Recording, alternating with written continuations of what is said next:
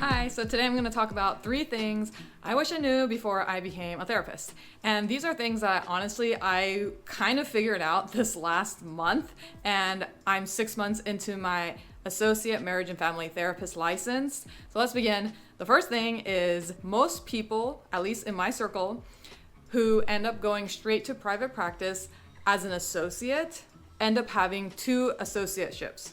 So let me explain. Basically, in my circle, a lot of people want a marriage and family therapist license, which means that we need 500 hours of child or couples client hours.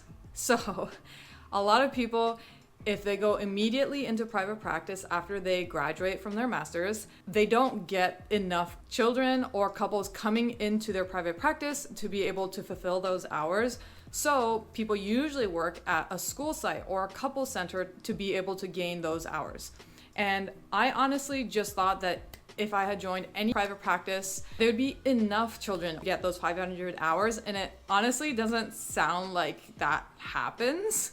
So it's very common for people, from what I know, to have 2 associateships if the first thing you do after graduating is going into private practice.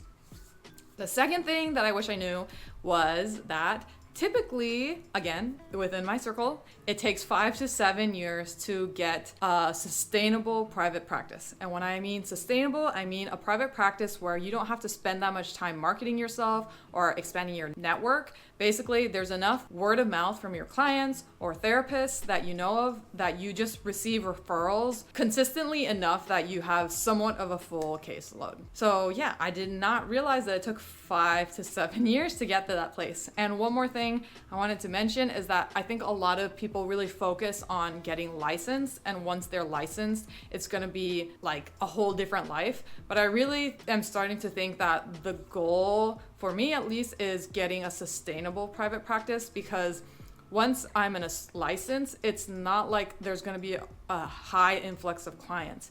Yes, I may have more opportunities, such as being able to be on insurance panels or teaching at certain places because I'm licensed. But I think what's more important is having a private practice that is basically always full. And apparently that takes 5 to 7 years.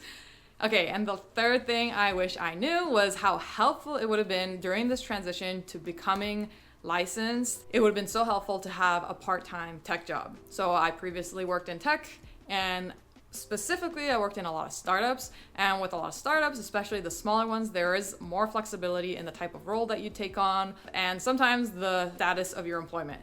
So I wish I had tried a lot harder trying to get a part-time job at my previous companies, or trying to figure that out early on to help me during these early stages of being a therapist. What I'm hearing is the first couple of years of being an associate is like very financially up and down, and honestly down a lot of the times, because people don't know you. You're a new therapist. People don't know that you'd be a good therapist. As a new therapist, it's basically really hard to get clients.